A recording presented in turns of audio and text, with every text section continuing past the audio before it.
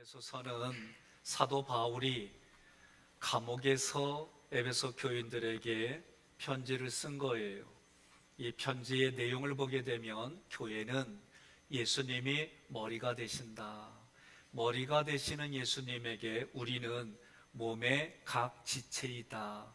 그래서 교회라고 하는 것은 오늘 이 소성로 174번지에 건물에 하깃교회가 있고 우리가 각 사람이 교회이고 가정이 교회이고 선교회가 교회이고 여러분이 살아가는 삶의 현장이 교회 현장이다. 그곳에서 먼저 우리가 하나님의 말씀을 가지고 머리이신 예수님이 주시는 말씀을 가지고 가정에서 부부가 부모와 자녀 간에 그리고 이웃 간에 그리고 기업이 있다면 그 기업에서 노사 간에 다 한 지체로 살아가는 거다.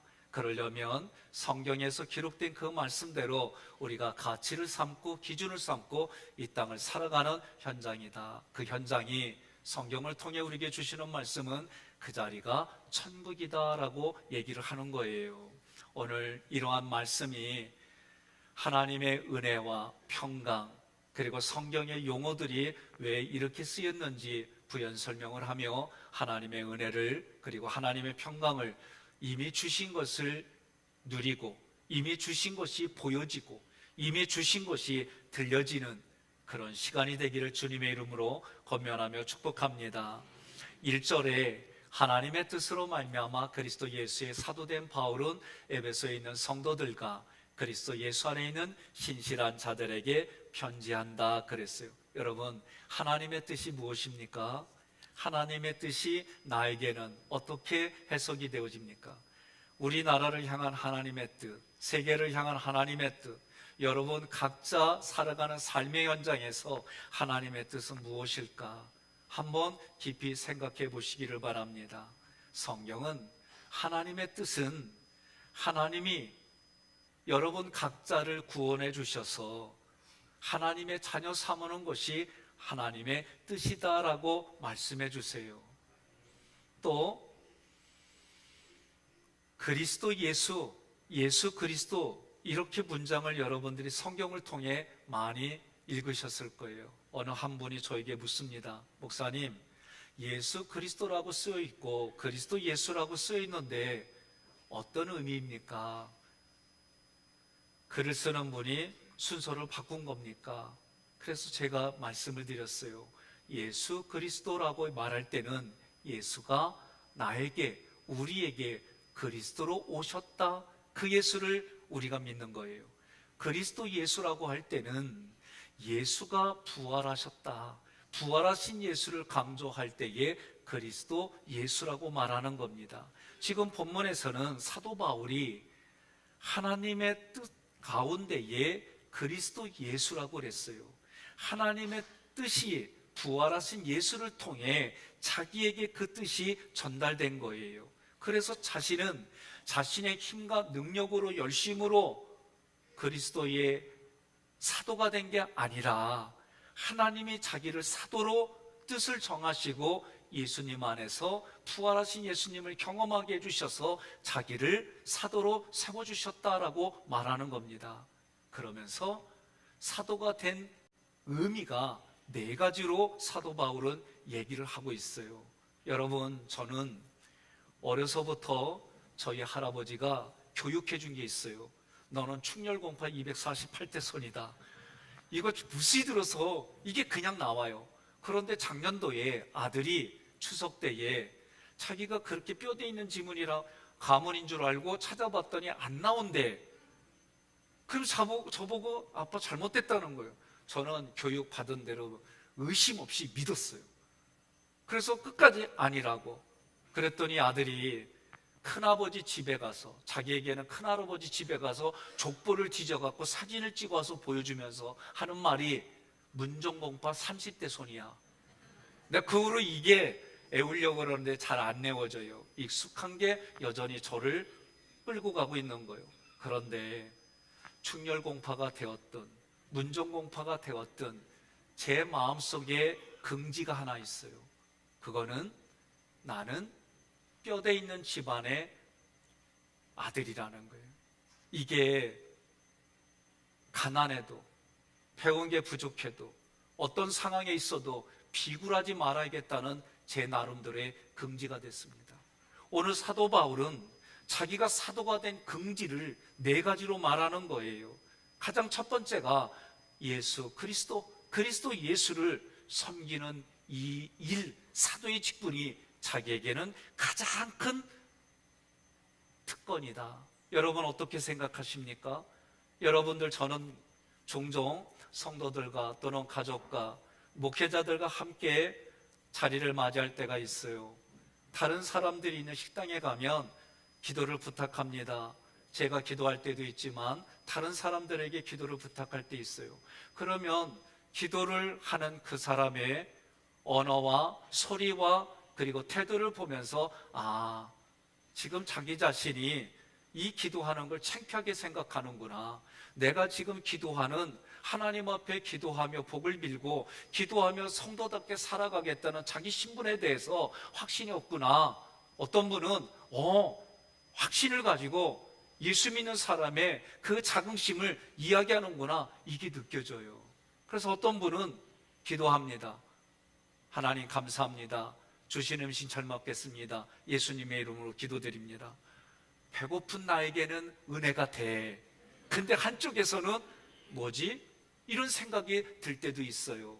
그러니 우리의 언어와 얼굴의 표정과 손발의 봉사와 내 몸의 태도를 통해서 보이지 않는 메시지가 상대방에게 흘러가는 것을 여러분 기억하셔야 됩니다. 오늘 제가 앞에 와서도 여러분들 보게 되면 안 보는 것 같은데 밑에서 카톡하는 것까지 보인다니까. 그러니 그 모습 보고 제가 나름대로 평가하지 말아야 되는데 그게 그냥 자동적으로 올라오는 거예요. 옆 사람에게 물어봅시다. 당신은 툭 불었어요? 그러세요.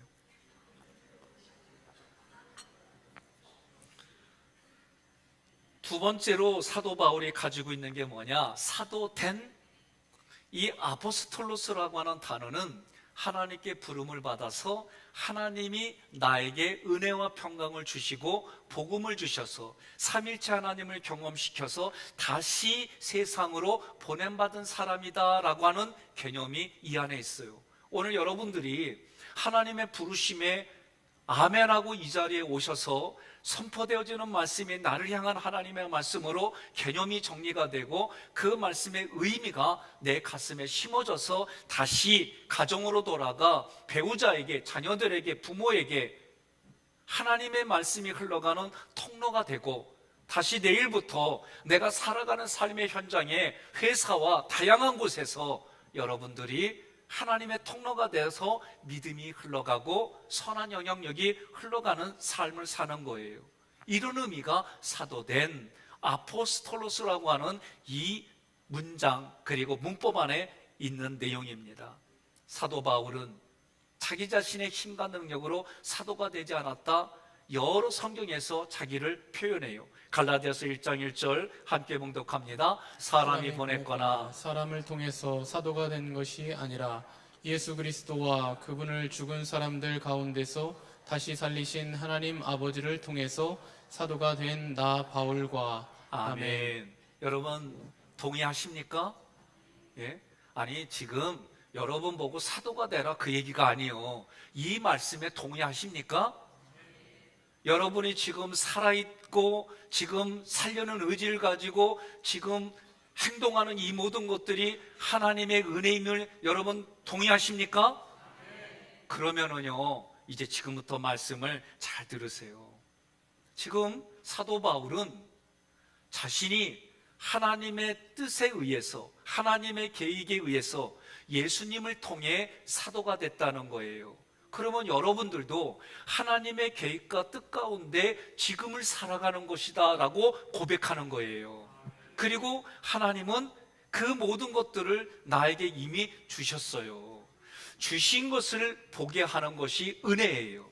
주신 것이 깨달아지고 보여지고 들려지고 말하게 되는 것이 은혜예요.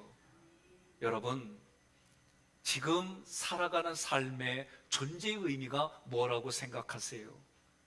여러분들은 그 삶을 위해서 어떻게 살아가십니까? 성경은 이러한 질문에 대해 말을 하고 있습니다. 요한복음 15장 16절과 디모데전서 1장 12절을 함께 봉독합니다. 너희가 나를 택한 것이 아니요 내가 너희를 택하여 세웠나니 이는 너희로 가서 열매를 맺게 하고 또 너희 열매가 항상 있게 하여 내 이름으로 아버지께 무엇을 구하든지 다 받게 하려 함이라. 나를 능하게 하신 그리스도 예수 우리 주께 내가 감사함은 나를 충성되이 여겨 내게 직분을 맡기심이니. 아멘. 동의하십니까? 오늘 성경의 본문에서는 우리를 성도요 신실한 자라고 하는 직분을 주셨어요.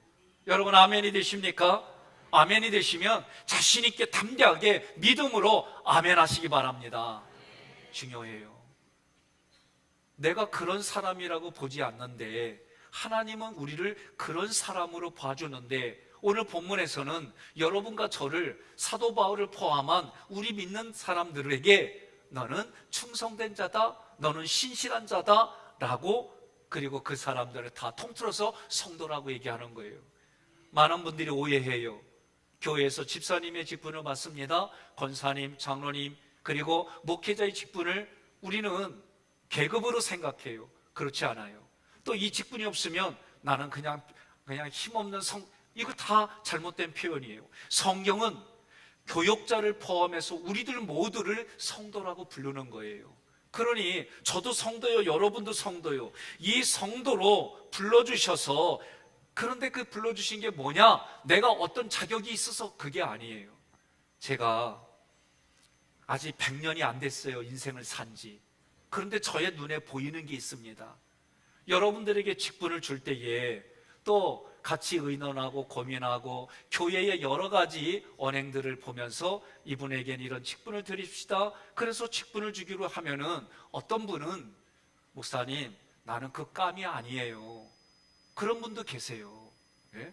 근데 그게 너무 심하면 교만이 되는 걸 기억하고 1년 이상 거절하지 마세요. 아셨죠? 예? 1년은 저도 받아들여요. 그래요. 그렇게 생각하실 수 있어요. 그게 자신의 생각과 감정이에요. 그런데 감이 아니에요. 그래서 나중에 그래도 권면하면 받아들여서 직분을 받았어요. 또 이분들은 내가 감이 아닌데 하나님이 이런 내게 직분을 주셨어. 감사해요. 고마워요. 나의 나된 것은 하나님의 은혜예요. 내가 나를 드러내기가 부끄러워요. 이런 모습을 보여요. 그런데 나는 감이 됐는데 왜 나한테는 얘기 안 하지? 나는 감이 됐는데 왜 나한테 권면 안 하지? 그런 분들이 감이 되어져서 직분을 받으면 모든 매사에 자기 생각과 감정에 맞지 않으면 원망하고 불평하고 이간질하고 자기를 드러내는 일들이 거침없어요. 옆에 분한테 그래요. 나는 감이 안 돼서 뭔 말인지 모르겠어 그러세요.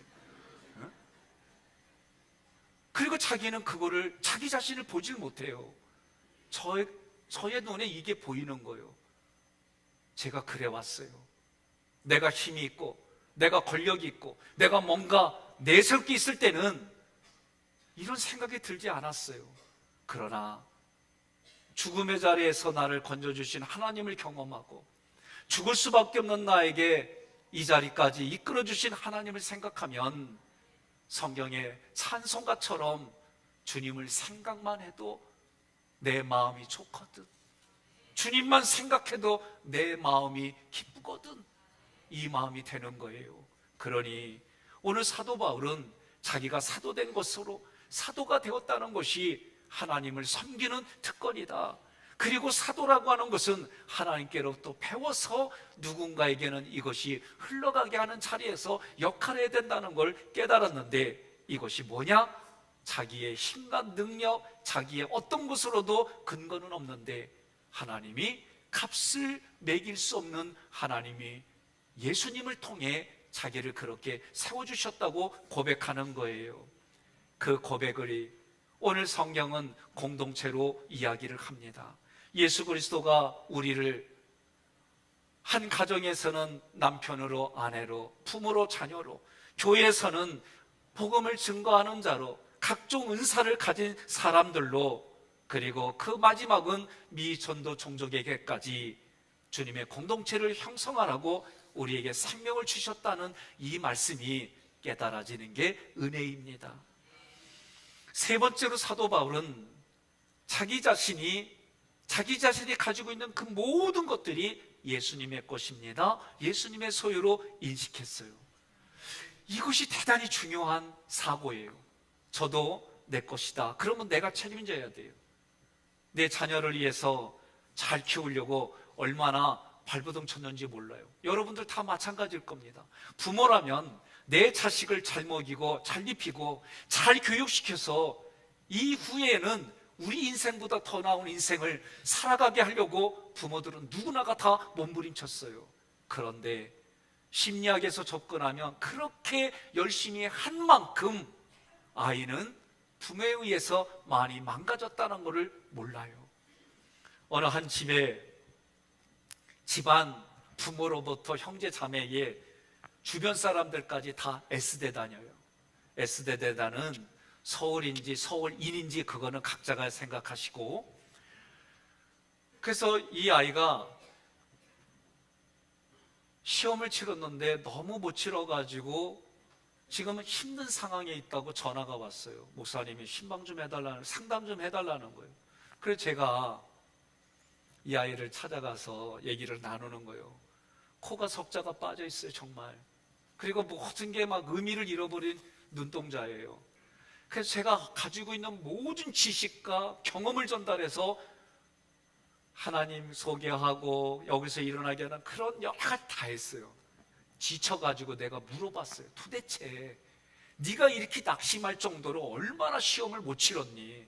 얼마나 못 치렀기에 인생줄을 내올 정도로 그 정도의 언행이 보이니? 그랬더니 이 아이 전국 1등 하다가 5등이 됐대. 나 그날 하나님의 은혜가 아니면은 범죄할 뻔했어요. 나는 학력고사 마지막 세대예요. 그래서 몇 개 맞았다 이거 하는 수준인데 얘는 몇 개 틀렸다는 수준이 되니 나는 대화가 안 되고 이해가 안 되고 공감이 안 되는 거예요. 여러분, 이건 저만 그럴까요? 어떤 분은 물질이 많아서 상상 밖의 삶을 사는 사람이 있고, 어떤 분은 하루하루를 살아야만 살아가는 삶을 살아가는데 서로 공감이 될까요? 가진 것이 천차만별이기 때문에 서로 비교하고 누리는 게 다른데 공감이 될까요? 서로 외모가 다른데, 저도 이제 목에 주름이 생기기 시작하는데 이제 20대 10대들의 주름이 없는 애들하고 주름 얘기하면 공감이 될까? 우리가 살아가는 삶에 공감한다는 것이 이거 쉽지가 않아요. 어느 날 갑자기 아내가 열난다고 그래서 문 열어주면 조금 이따 춥다고 그러고, 문 닫아놓으면 또 열난다고. 난 이해를 못했어요. 갱년기가 그런지. 내가 갱년기를 겪으니까 이해가 되는 거예요. 여러분, 사람이 그 상황들을 다 공감한다는 게 쉽지가 않아요. 그런데 그 모든 소유가 예수님의 것입니다 라고 말한다는 이 자체가 우리들에게는 쉽지가 않은 고백입니다. 바울은 왜 이런 고백이 되어지고 소유가 모든 것이 주님의 것입니다 라고 말씀을 할 수 있었을까? 마태복음, 누가복음, 고린도전서를 연이어서 함께 봉독하겠습니다.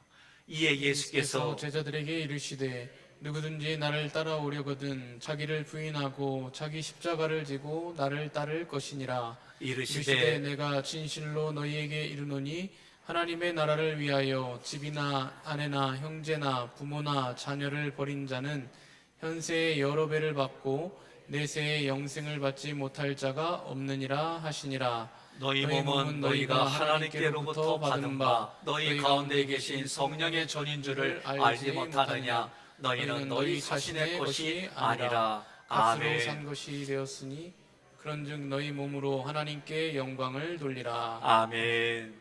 그러니 우리의 몸으로 하나님께 영광 돌리는 삶을 살라는 거예요.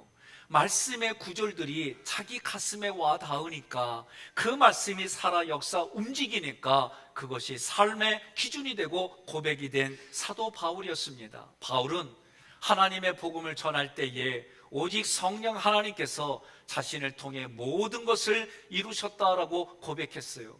저도 이제 그게 보이는 거예요. 여전히 살다 보면 아쉬운 거, 여전히 살다 보면 부족한 거, 여전히 살다 보면 불가능한 일들이 저에게도 있어요.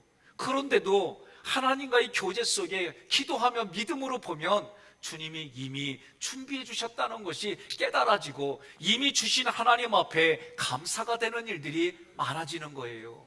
여러분, 우리의 육신은 한계가 있어요. 우리의 삶에는 한계가 있어요. 그러나 그 한계 속에서도 하나님이 계획하시고 하나님이 이루시고 나에게 주신 모든 것이 하나님의 것입니다. 이 고백은 쉽지 않은 고백이지만 우리의 고백이 되기를 주님의 이름으로 권면합니다. 사도 바울은 네 번째 마지막으로 자기를 사역자로 부르신 것에 대한 확신이 있었어요. 저는 어려서부터 할아버지가 그렇게 교육을 시켜주니까, 그리고 그렇게 배우니까 내 마음속에는 내가 양반처럼 살아야지, 양반은 이래야지, 이런 개념들이 저에게 금지가 됐어요. 그래서 내가 나온 초등학교나 중학교나 고등학교나 대학교나 모든 곳에 일부러 대자를 붙였어요. 큰 대자. 대남창 초등학교, 대둔포중학교, 대평택고등학교, 대모건대. 저는 이 긍지로 제가 살았어요. 나는 여러분에게 여쭤봅니다. 하나님이 여러분을 생명이 주신, 생명으로 연장해주고 생명을 주셔 살아가는 그 긍지가 있습니까? 아니 그냥 마저 어쩔 수 없이 사는 거요? 예? 난 여러분에게 다시 질문하는 거예요. 내가 지금 이 자리에 앉아있기까지 앞으로 여러분이 살아가는 삶에 하나님이 나에게 목숨, 생명을, 영생을 주셨습니다. 이 긍지가 있습니까? 감사합니다. 여러분, 남편인 저도, 남편들이 경험하는 거예요. 아침에 출근할 때 아이들이 아빠 힘내세요, 우리가 있잖아요, 여보 사랑해요, 잘 다녀오세요, 안아주고 당신밖에 없어요, 이 소리 듣고 나가면 남자들이요 아쉬울 게 없고요 배는 게 없어요. 그리고 나가서 정말 열심히 해요. 출근할 때가 퇴근하면은 애들이 어느 날 불을 껐다가 이렇게 깜깜하지 않은데 불이 켜지면서 애들이 율동하면서 아빠 우리가 있잖아요, 힘내세요, 그러면서 내복 입은 상태로 애들이 춤추는 거 한 번 보면요 내가 더 열심히 살아야겠다, 내가 정말 믿음 있게 살아야겠다. 예? 같이 회식하자고 그러는데도 아내가 음식을 잘 준비해가지고 그 구수한 청국장이 회사까지 풍겨져서, 그리고 그거 참고 와가지고 식사할 때 누리는 그 소소한 기쁨들이, 여러분 오늘 에베소서는 오늘 그런 인생을 우리에게 얘기해 주는 거예요. 그것이 천국이라는 거예요. 여러분 동의하십니까? 바울이 오늘 편지를 쓰면서 대상이 누구냐? 성도와 신실한 자예요. 성도는 하나님께 바쳐진 사람이에요. 성도는 그 당시에 불신자들과는 너무나도 확실하게 구별되는 모습이 성도라고 불린 사람들이에요. 오늘 여러분과 제가 식당이든 어디이든 어느 곳에서든 내가 예수 믿는 사람이라는 이 확실한 모습이 언어로, 삶으로 나타나는 것이 성도라는 거예요. 동의하십니까? 나는 여러분과 제가 그렇게 성도로 불려지기를 주님의 이름으로 권면합니다. 성도는 뭘 했느냐? 하나님의 영광을 위해 살았고 예수 그리스도가 걸어가신 그 길을 따라간 것이 성도라는 거예요. 그러면서 신실한 자들, 에베소 교회에 있는 신실한 자들, 저는 이것이 오늘 하객교회에 있는 신실한 여러분들에게 선포하는 거예요. 여러분 한 번 더 저는 구하고 싶습니다. 여러분들이 하나님이 나를 불러주셔서 하객교회 성도로 세워주신 것에 긍지가 있습니까? 긍지가 있다면 오늘 말씀을 조금 더 깊이 들으십시오. 그 얘기는 뭐냐면 하나님이 우리에게 이미 주셨다는 얘기는 내 마음의 사이즈도 넓혀주셨고 내 마음의 믿음의 깊이도 깊게 해주셨고, 그래서 여러분과 저는 하나님으로부터 공급받은 자이니까 옆에 분에 인사합시다. 인색하게 살지 맙시다. 제가 몇 주 전에 오늘 다른 날은 모르는데 오늘 교회 올 때 택시 타고 오시라고 했죠? 예, 2부 때 택시값 3,000원 주랬더니 5,000원이랴. 예? 5천 원이래. 그러면서 막 이러세요. 그래서 내가 5천 원 주고 한마디만 합시다. 택시 문 열고 사랑 많고 인정 많고 복이 많고 보기 좋은 사람 많은 학교교 앞에 내려주세요. 이거 한마디 하려고 5천 원 못 써? 예? 못 쓰는 분 오세요. 내가 드릴 테니까. 예? 여러분, 지금 우리가 말씀을 하면서 하나님이 내게 주셨습니다. 내게 주신 직분입니다. 여러분, 내가 돈을 왜 벌어야 돼요? 예수 이름 전달하려고, 예수님 믿는 삶이 무엇인지 보여주려고, 예? 그런 마음으로 때로는 이름 없이 학교에 기부하고 교회에 기부하고 이 지구에 부족한 곳에 기부, 그런 인생이 되라는 거예요. 자기를 드러내는 게 아니라. 오늘 1층 로비 게시판에 여러분들에게 직분을 주셨어요. 성도 중에 속장님을 세웠어요. 동의받지 않았습니다. 그런데 여러분 지금 다 아멘 했어요. 그러니 속장 준 거 아멘 한 줄로 저는 알아요. 이거 끝나고 났는데 속장 그만두겠습니다. 여기 속도는 내가 마음에 안 들 때려치겠습니다. 그분들은 나 오늘부터 하나님께 기도할 거예요. 아무개가 하나님 속장 못한대요. 속장할 때까지 어려운 거 주시고요. 속장하실 때까지 가정에 아주 문제가 많아지게 하고요. 나 이렇게 기도하려고 그래. 서로 불편한 관계 만들지 맙시다. 한번 어렵지만 하나님, 나 2년 동안 하라고 안 해. 1년 동안 모르는 분들 만났습니다.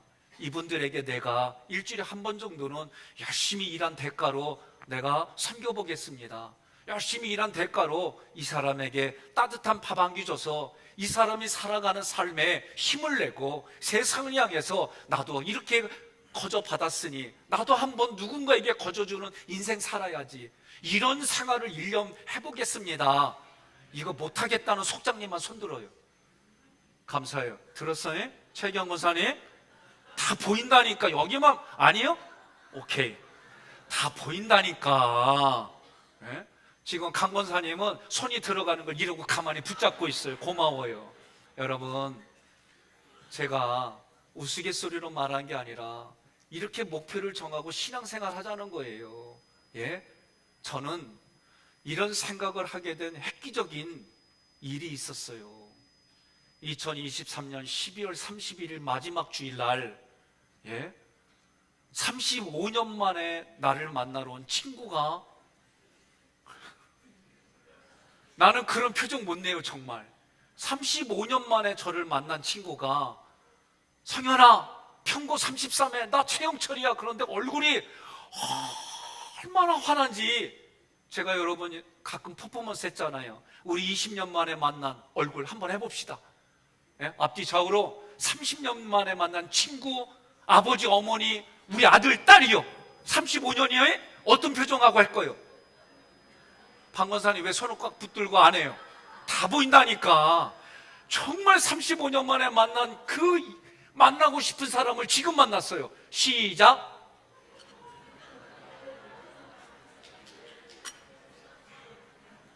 아니 윤건사님은 충렬공파 50대 손이요?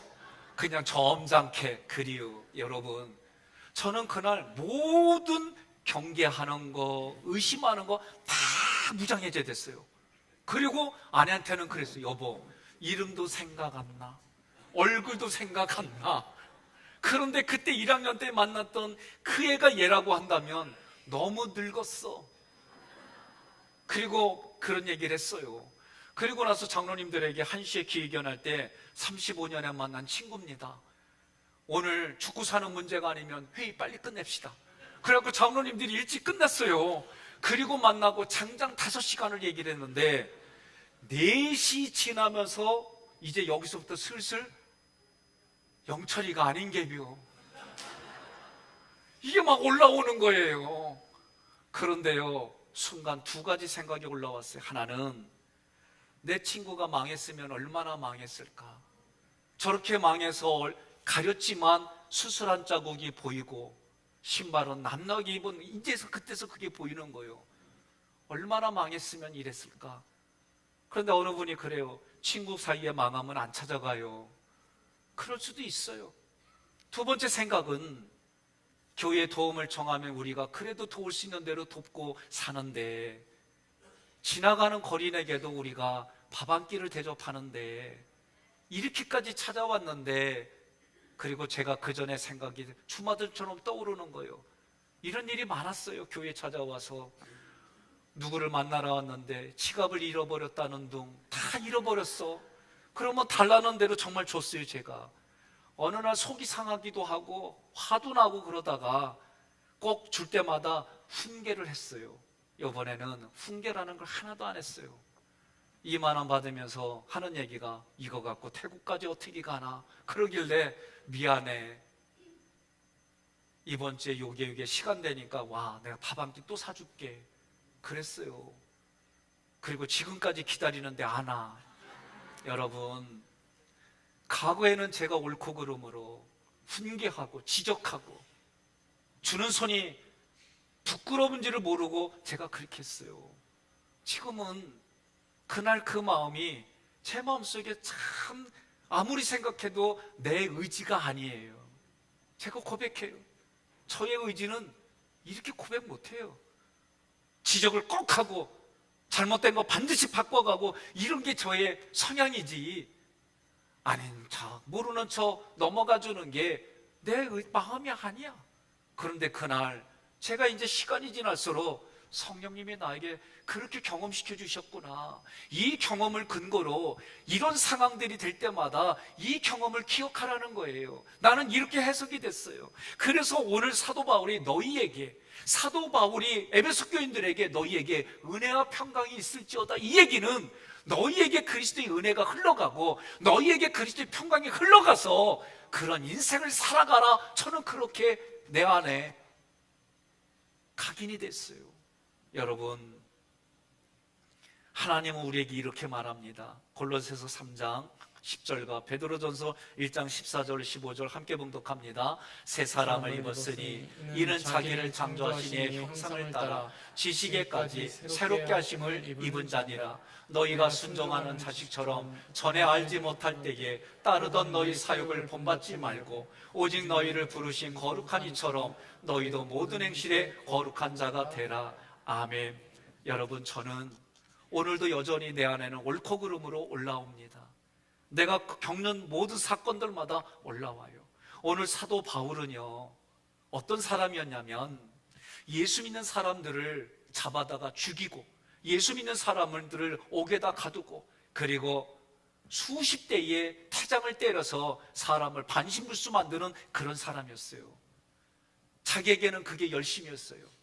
하나님을 향한 거룩한 열심이라고 생각하고 그 일을 했던 사람이에요. 어느 날 다메섹으로 여전히 예수 믿는 사람을 잡으러 가다가 그 다메섹 길거리 위에서 살아계신 예수님을 만난 거예요. 부활하신 예수님을 만났어요. 부활하신 예수님을 만나고 그가 몇 년 동안 눈의 병을 고쳐가며 그 하나님과의 교제 속에 하나님의 그 사랑과 평강을 경험하면서 그가 오늘 본문의 말씀까지 온 거예요. 제 자신에게 물어봤어요. 사도 바울처럼 예수를 해방하는 사람이야. 그런데 그가 어느 날 회심하고 예수를 만나고 사도가 됐어. 너 목사인데 믿어지니? 나 솔직히 얘기했어요. 안 믿겨져. 내가 보지 못했는데, 들은 것만 가지고, 내가 경험하지 못했는데 어떻게 믿어? 내 아내를 죽이고 내 자녀들을 죽이고 내하고 친한 예수 믿는 사람들 죽였는데 그 사람이 어떻게 내가 믿겨져? 나는 못 믿겨져요. 그러니 사도 바울이 이런 우리들에게 뭐라고 얘기합니까? 사람의 힘과 사람의 능력으로 세운 게 아니라 하나님의 힘과 능력으로 자기를 사도로 강권적으로 만들어 주셔서 은혜와 평강을 경험하게 해주시니 자기는 견딜 수 없는 마음으로 그 예수님을 전하지 않을 수가 없다는 거예요. 여러분, 오늘 사도 바울은 그런 마음을 가지고 얘기하는 거예요. 여러분에게 제가 질문해 봅니다. 여러분의 지금의 그 자리, 아내의 자리, 남편의 자리, 내가 생각하고 원하지 않는 집구석일지라도 그런 마음이 있을지라도 때로는 내 남편이 벌어오는 그 돈이 변변치 않는 자리일지라도 한번 자기 자신에게 질문해 보십시오. 이 자리를 내가 원해서 온 자리인지, 아니면 사람 잘못 만나서 어쩔 수 없이 떠밀려온 자리인지, 아니면 그런 자리일지라도 하나님이 내게 주신 자리인지 오늘 여러분 각자에게 물어보십시오.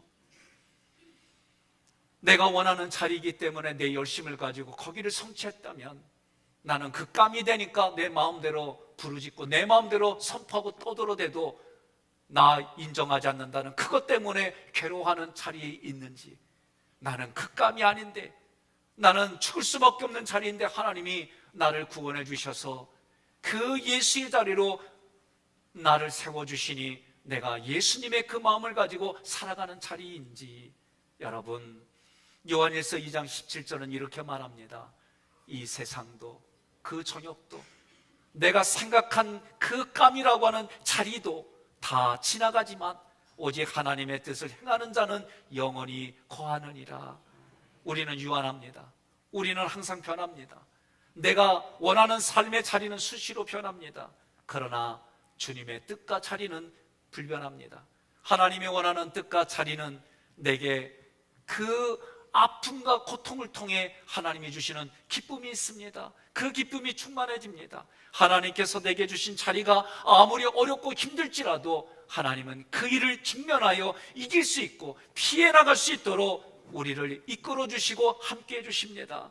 오히려 그 고난을 통해, 역경을 통해 믿음의 디딤돌로 밟게 해 주셔서 하나님을 경험하게 해 주십니다. 살아계신 하나님을 경험하시기를 주님의 이름으로 권면하며 축복합니다. 마지막 한 번 더 생각해 보십시다. 사도 바울은 어찌하여 하나님의 뜻으로 세움받은 성도라고 자꾸 그렇게 표현했을까? 사도 바울은요, 해방자였어요. 우리가 잘 아는 스데반 집사님도 형장의 이슬로 사라지게 한 사람이에요. 그러니까 부활하신 예수님을 경험했습니다. 믿음이 생겼습니다. 해방자에서 예수의 복음을 전하는 사도로 바뀌었습니다. 그가 하나님을 아버지라고 고백합니다. 여지껏 가문과 학벌과 로마 시민권을 자랑하고 그것을 힘으로 가졌던 사도 바울이 이제는 삼일체 하나님을 자랑하는 성도가 되었습니다. 성부 하나님이, 성자 예수님이, 성령 하나님이 성도에게, 신실한 자에게 은혜와 평강을 선물로 주셨습니다. 2절 함께 봉독합니다. 하나님 우리 아버지와 주 예수 그리스도로부터 은혜와 평강이 너희에게 있을지어다. 아멘. 와, 하나님 아버지와 이와는 대등 접속사예요. 하나님과 예수님이 동등하다는 거예요. 그런데도 사도 바울에게 보여주신 예수님은 빌립보서 2장 6절로 7절, 그는 근본 하나님의 본체시나 하나님과 동등될 것을 취할 것으로 여기지 아니하시고 오히려 자기를 비어 종의 형체를 가지사 사람들과 같이 되셨다라고 그랬어요. 이것이 예수님의 자기 부인이고 예수님의 겸손이고 예수님의 사랑이 오늘 우리에게도 똑같이 경험되어지기를 주님의 이름으로 권면합니다. 하나님께서 나를 구원해 주시기로 계획하셨어요. 작정하셨어요. 그리고 구원을 이루어 가십니다. 성자 예수님은 이 구원 사역에 죽기까지 순종하셨습니다. 그래서 하나님의 말씀인 율법이 십자가의 죽으심으로 완성하셨어요. 성령 하나님은 이러한 내용 진리들을 우리가 깨달을 수 있도록 내 마음에 함께 해주시고 내 양심에 놓고 하여 그 진리를 알게 해주셨습니다. 이것이 은혜예요. 이것이 은혜입니다. 이 은혜가 깨달아지면 우리의 영혼육이 기쁨이 있고 즐거움이 있는데 이것이 평강이다라고 말을 하는 거예요. 여러분, 은혜는 내 안에 샘솟는 기쁨이 있습니다. 은혜는 하나님이 내게 값없이 주시는 배려입니다. 내 생각과 감정이, 나를 생각하고 나만을 생각하던 생각과 감정이 이웃을 향해 친절과 호의로 나타납니다. 오늘 본문에서는 스스로 구원할 수 없는 죄인에게 값으로 매길 수 없는 하나님의 구원의 은혜가 우리에게 베풀어 주셨다라고 말을 해요. 하나님께서 부족하고 연약한 나를 구원해 주시고 구원을 이루어갈 수 있도록 사랑을 베풀어 주심을 믿으시기를 바랍니다. 평강은 헬라어로 에이레네인데 구약의 샬롬 이 단어예요. 하나님과 나의 관계가 연결되어 있고 교제하는 것을 샬롬이라고 그러고 평강이라고 그래요. 그런데 이 관계가 깨어진 것이 여러분 죄입니다. 죄로 인해서 관계가 깨어졌어요. 이 깨어진 것이 붙여주는 것이 평강이에요. 그러므로 세상에서는 여러분 서로 힘이 균등해야 돼요. 이란이 파키스탄에 미사일 쐈습니다. 이틀 있다가 니네만 쏴냐? 우리도 쏠 수 있다. 쐈어요. 서로가 이거 잘못하면 핵으로 서로 치게 되면 서로 죽는다. 서로 합의를 봤어요. 이게 세상이 말하는 평화의 공존입니다. 세상은 힘으로 서로에게 균등할 때 유지되는 것이 평화예요. 그러나 한쪽의 힘의 세력이 무너지면 순식간에 전쟁이 일어나고 그리고 침략을 당하고 이런 일들이 무수하게 일어나는 일들이 세상이 말하는 평강입니다. 여러분 기억하십시오. 예수 그리스도를 통해 주시는 평강은 자신의 생명을 희생하여 우리에게 주어지는 겁니다. 이것이 예수님의 사랑입니다. 오늘 여러분 이제 예배를 마치고 결단하고 돌아가실 때 이 예수님의 사랑을 기억하십시오. 그리하면 성령 하나님의 음성이 들려집니다. 성령의 음성이 들려지면 순종하십시오. 그리하면 성령의 열매를 맺게 해주십니다.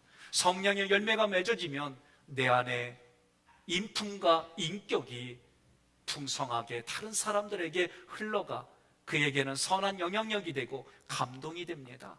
감동을 받은 사람들이 여러분 우리가 입버릇처럼 말하는 하나님의 천국 하객교회로 하나님의 사람 여러분에게로 그 사람들이 머리 숙이고 손을 내밀고 함께하기를 소망하는 거예요. 하나님은 이 모습을 가장 기뻐하십니다. 하나님은 이 모습을 가장 기뻐하고 살아가는 이들을 사랑하십니다. 여러분에게 주님의 이름으로 선포합니다. 은혜와 평강이 넘칠지어다. 이런 삶을 살아가시기를 주님의 이름으로 권면하며 축복합니다.